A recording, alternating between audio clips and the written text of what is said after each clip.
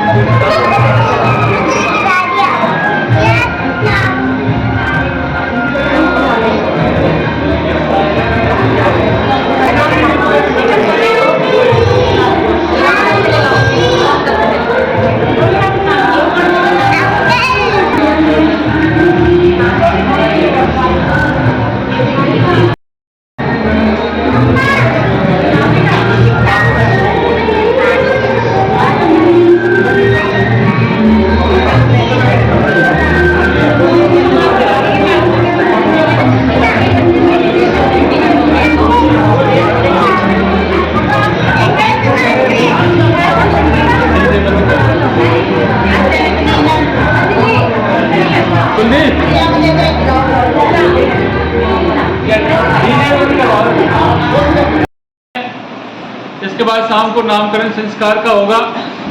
तो श्रद्धेय बनते डॉक्टर सिद्धार्थ वर्धन जी जो ज्योग्राफी सब्जेक्ट से पीएचडी है और वर्तमान में लेक्चरर भी हैं, स्कूल में लेक्चरर।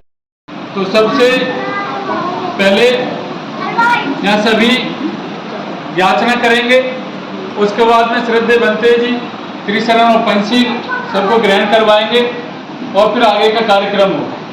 तो सभी जो यहाँ बैठे हैं वो जो याचना की मुद्रा होती है वो इस तरीके से आपको बैठना है और 3 बार नमन करना है। नमन की पोजीशन में बता देता हूँ कैसे करना है नमन, कि जो पहले हाथ हैं उनको ऐसे जोड़ लें और ऊपर जैसे ही बुद्धं नमामि ऊपर ले जाएं, फिर वापस यहाँ सामने बुद्धं नमामि धम्मं नमामि संघं नमामि ओकासे वंदामि भन्ते त्रिशरणेन से पंचशीलं धम्मं याचामि अनुगं कृत्वा शीलं देत में बनते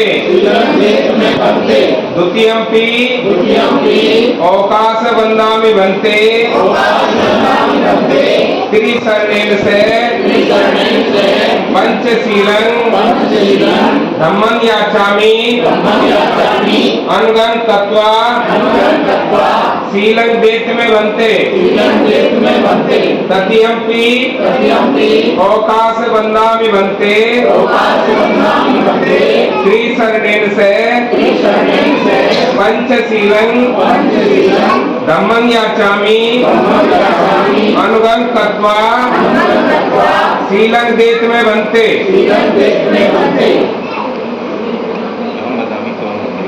आम बनते नमो तस् भगवतो अरहतो सम्मा सम्बुद्धस्स नमो तस् सम्मा सम्बुद्धस्स नमो तस् भगवतो अरहतो सम्मा सम्बुद्धस्स नमो तस्य भगवतो अरहतो सम्मा सम्बुद्धस्स बुद्धं शरणं गच्छामि बुद्धं शरणं गच्छामि धम्मं शरणं गच्छामि धम्मं शरणं गच्छामि संघं शरणं गच्छामि संघं शरणं धम्मं शरणं गच्छामि तृतीयाम्पि संघं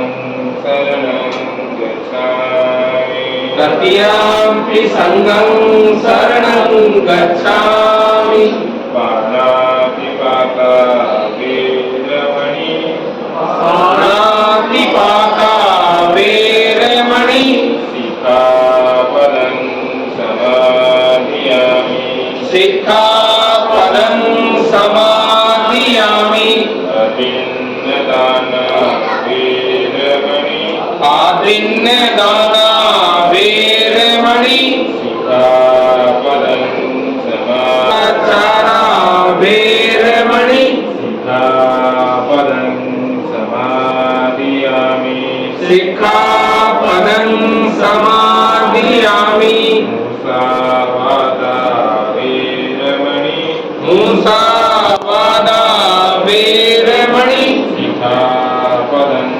समाधियामि सिक्खापदं समाधियामि सुरामेरमज्जपमादधाना वेरमणि सुरामेर मज्ज पमाद्यथाना वेरमणि सिक्खापदं समाधियामि सिक्खापदं समाधियामि विसर्णेन सन्ति पंचशीलं धम्मं साधुं संकीर्तयित्वा आम बनते साधु साधु साधु साधु साधु साधु बुद्धं नमामि नमामि संघं नमामि मुद्रा बैठते हैं और त्रिलोक की वंदना करो को पंचकन्वे तब्बो विन्युहीति धम्मं जीवितपर्यन्तं शरणं गच्छामि पन्नो भगवतो सावकसङ्घो सामीची पटिपन्नो भगवतो सावकसङ्घो यदिदं चत्तारि पुरुषयुगानि अष्टपुरुषोग्गला एष भगवतो सावकसङ्घो आहुनेयो पाहुनेयो दक्षिणेयो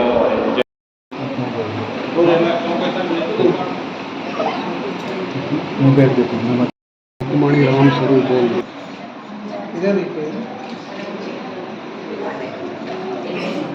राजेंद्र मालती इधर देखिए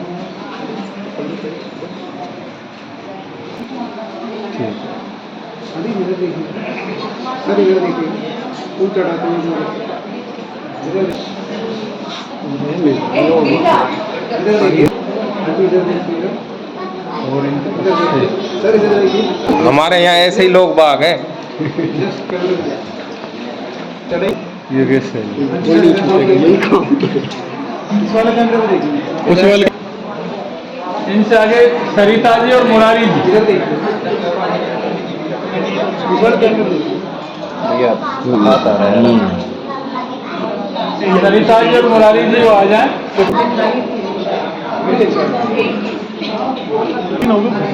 ऊपर कैमरे एंगल तो सही रखी ना रखो तो सही चल गया। नीचे करो सर देखिए सर ऊपर कैमरे इधर देखिएगा छोटी काम किया ही नहीं है क्यों नहीं है बंद कर दो। सर इधर देखिए उस कैमरे बस कर दो। सर इधर देखिए पाए सामने हाँ एक बार सरला के साथ दोनों हाथों से एक हाथ फूल नहीं चढ़ाते।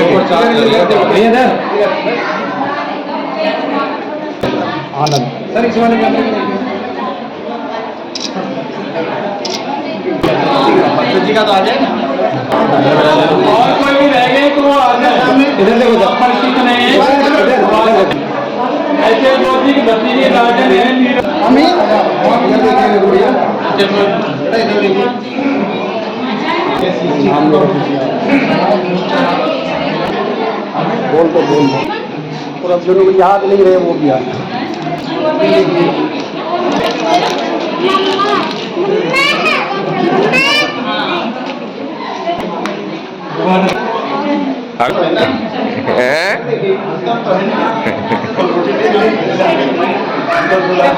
इसके बाद में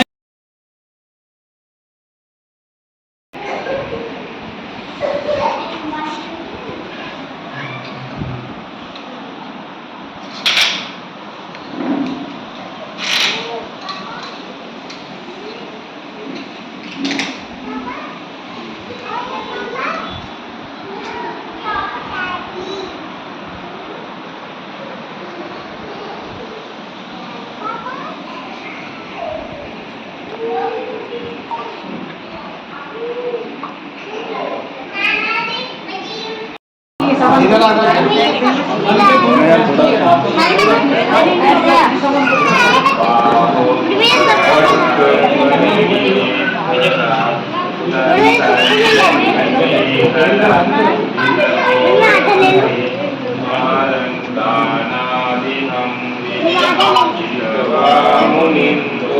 संकेतसा भवतु ते जय मंगलानि जय मंगलानि जय मंगलानि।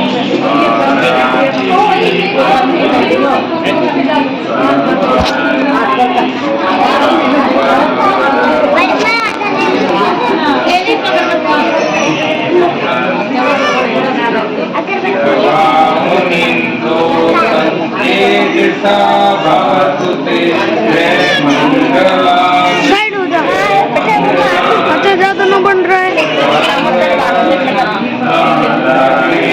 गजवरं भूतं चक्रमस्नि सुदर्णतं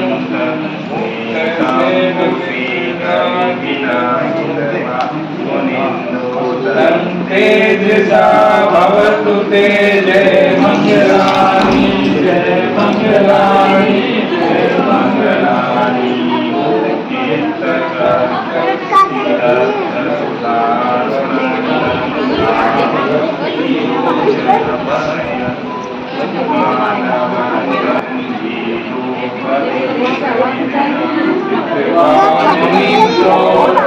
तेजसा भवतु ते जय मंगलानि जय मंगलानि जय मंगलानि।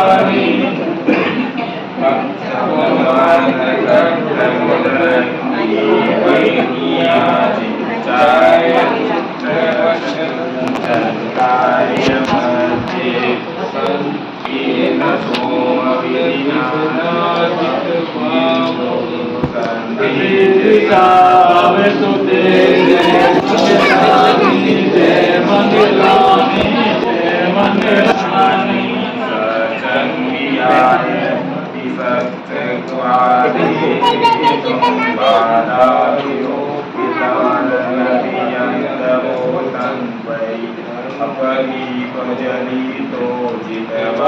मुनिंदो संते दिशा भवतु ते जय मंगलानी जय मंगलानी जय मंगलानी नंदोपर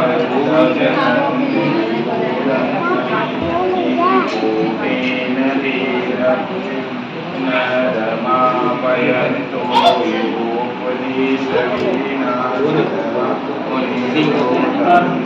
दिशा भवतु ते जय मंगलानी जय मंगलानी जय मंगलानी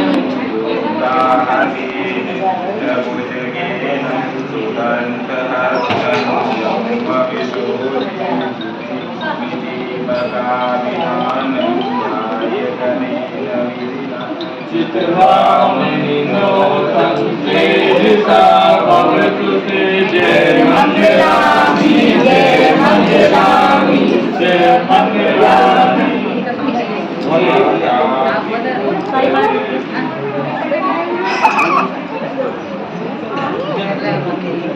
ये 8 बार है ना मंगल कामनाएं होती है, क्योंकि भगवान बुद्ध के समय में उनके सामने 8 बड़ी मुद्दाएं आई, तो उन्होंने शांति तेज से उनको जीत करके अपने जीवन को आगे बढ़ाया। उसी तरीके से इनके जीवन में भी ये बाधाएं आती है, ये लोग भी शांति प्रेम सुने, एक दूसरे को बैठ मिल करके किसी बाधा को सामना करें और उसको दूर करें, ऐसी हम सब कामना करते हैं। एक बार हम सब संसार के सभी प्राणियों के लिए कल्याण सभ्य सत्ता करेंगे, वो सब प्राणी संसार के सुखी हो, इस तरीके की हम कामना करते हैं। सभी हाथ जोड़ लें।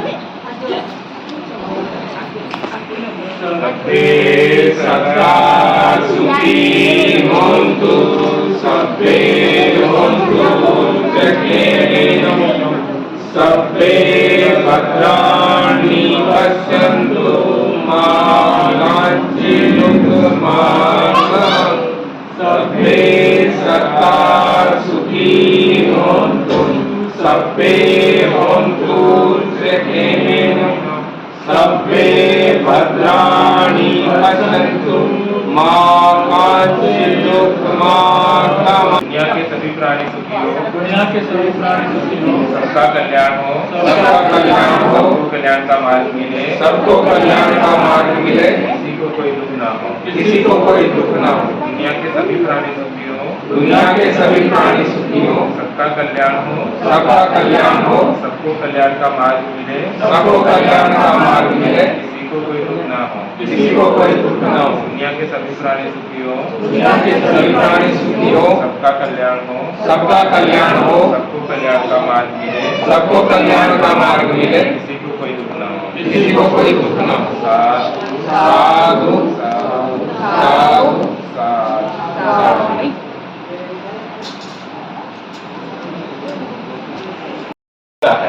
जैसे अपन ने वंदना शुरू की या जिस समय आपने सबने एक याचना की थी कि बंदे जी से आप हमें 5 सील और त्रिशूल दे, तो 5 सीलों की याचना थी और अब मैंने आपको 5 सीलों को दिए। एक कई बार ये ऑब्जेक्शन आता है कि बंदे जी से ही सील क्यों ग्रहण करने चाहिए, ये बहुत जगह प्रश्न आते हैं। इसका एक बहुत बड़ा कारण ये है कि भिक्षु से या भंते जी से ही सीलों को ग्रहण करने की परंपरा क्यों रही है, क्योंकि भंते जी अपने जीवन के अंदर लगभग 227 सीलों का पालन करते हैं और वो मैक्सिमम सीलों के पालन करने की कोशिश करते हैं। तो उसमें से कुछ सील आपको दे दें तो उनसे उनका कोई नुकसान नहीं होता है, लेकिन जो व्यक्ति बहुत कम सीलों का पालन करता है वो उसमें से दे देता है तो उसके पास में कुछ भी नहीं बचता है। तो जिनके पास ज्यादा है वो देने का हकदार है और जिसके पास नहीं है वो लेता है, ग्रहण करता है।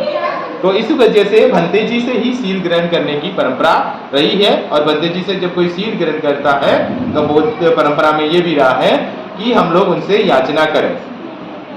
क्यों? क्योंकि बौद्ध धर्म है वो पूरी तरीके से मानवतावादी धर्म है। स्वतंत्रता, समानता, बंधुता, भाईचारा, शांति, प्रेम, करुणा, मैत्री, ये सारी चीजें बुद्धिज्म में है। और इसलिए बुद्धिज्म का ये सिद्धांत रहा है कि कोई चीज किसी के ऊपर थोपी नहीं जाती है, किसी की स्वतंत्रता का हनन नहीं किया जाता है।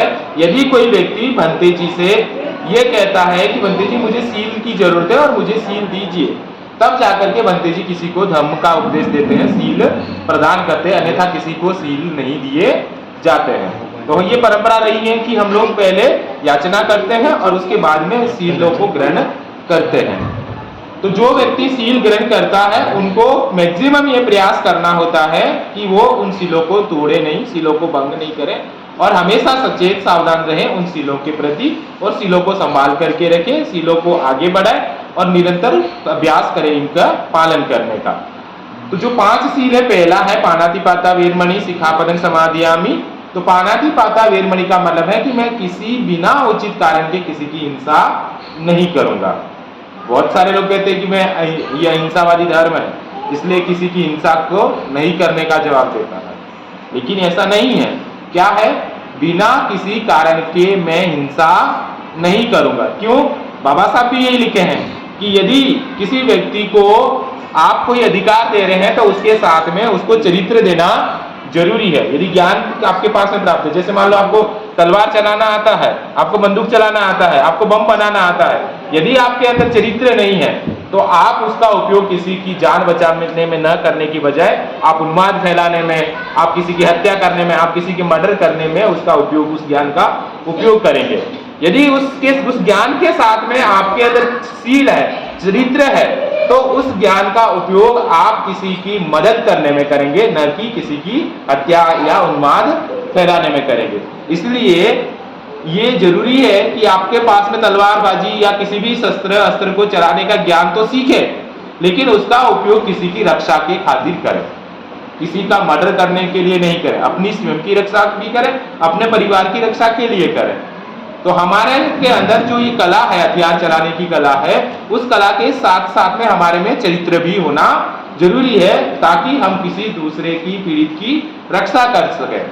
तो ऑफेंस और डिफेंस में बहुत बड़ा अंतर है, तो हमें अपने ऑफेंस में नहीं जाकर के डिफेंस में किसी भी अस्त्र शस्त्र का उपयोग करना चाहिए। तो बुद्धिज्म में ये आता है कि मैं किसी प्राणी की हिंसा नहीं करूंगा। जब कोई कारण बनता है कि मुझे किसी की प्राणी की हिंसा करनी पड़ रही है, जब मेरी सुरक्षा के ऊपर खतरा आता है, मेरे परिवार की सुरक्षा के ऊपर खतरा आता है, तो मैं किसी का इस तरीके का कदम उठा सकता हूँ। दूसरा है अधीनदाना वेरमणि सिक्खापदं समादयामि। बिना ग्रहण की हुई चीज, बिना दान की हुई चीज को ग्रहण नहीं करूंगा। जैसे आप बंदे जी से बार बार पूछते हैं, बंदे जी पानी लेंगे, चाय लेंगे, इस तरीके से, तो आपको बंदे जी को हाथ में पकड़ानी, कोई भी हो उसको हाथ में पकड़ाए। आपने ला करके पास में रख ली तो बहुत सारे बंदे जो सील का पालन करते हैं वो नहीं उठाते हैं उस चीज को, क्योंकि वो उनकी नहीं है, किसके लिए रखी ये उनको नहीं पता है। तो कोई भी वस्तु आप दान करते हैं तो सीधे उनको हाथ में दें। और कोई उठा करके कोई चीज ले लेता है, पूछ के ले लेता है, तो वो भी चोरी में आता है। यदि वो अपने हाथ से श्रद्धा पूर्वक कोई वस्तु दे रहा है, दान कर रहा है, तो वो पूरी तरीके से सील का पालन कर रहा है। तो हम अपने में दान देने की परंपरा को जगाएं, दान पारमिता को बढ़ाएं। जो भी हमारी जितनी श्रद्धा है उस श्रद्धा के अनुसार हम देने की श्रद्धा को विकसित करें ताकि किसी के सील भंग नहीं हो। तीसरा है कामेषु मिच्छाचारा वेरमणि सिक्खापदं समादयामि। कामेषु मिच्छाचारा का मतलब है कि एक पति पत्नी का रिश्ता है, उसके अलावा कोई अन्यतर शारीरिक संबंध नहीं रखे। जैसे बहुत सारे दुख है वो इस कारण से भी आते हैं, लड़ाई झगड़े, परिवार टूटने का ये भी एक कारण बनता है। तो हम अपने जीवन साथी के प्रति या जीवन संगिनी के प्रति वफादार रहें, उसके विश्वास को कायम रखें, क्योंकि पति पत्नी का जो रिश्ता है वो मुख्य रूप से विश्वास पर टिका हुआ होता है, और जब तक विश्वास बना रहता है तब तक वो रिश्ता है वो कायम रहता है। एक दूसरे का जैसे ही विश्वास खत्म होता है तो उसके अंदर अनबन शुरू हो जाती है, लड़ाई झगड़े शुरू हो जाती है, और एक ऐसी नौबत आ जाती है कई बार कि परिवार टूट जाता है। तो हम उस सील का पूरी तरीके से पालन करें। चौथा सील है मूसावादा वेरमणि सिक्खापदं समादयामि। मूसावादे का मतलब है मैं किसी की निंदा नहीं करूंगा, झूठ नहीं बोलूंगा, किसी की चुगली नहीं करूंगा, इस बात से बचे, तो ताकि किसी के बीच में कोई खटास पैदा नहीं हो, किसी को कोई दुख नहीं हो, कोई परेशान नहीं हो, किसी के घर में लड़ाई झगड़े का कोई कारण अपन नहीं बने।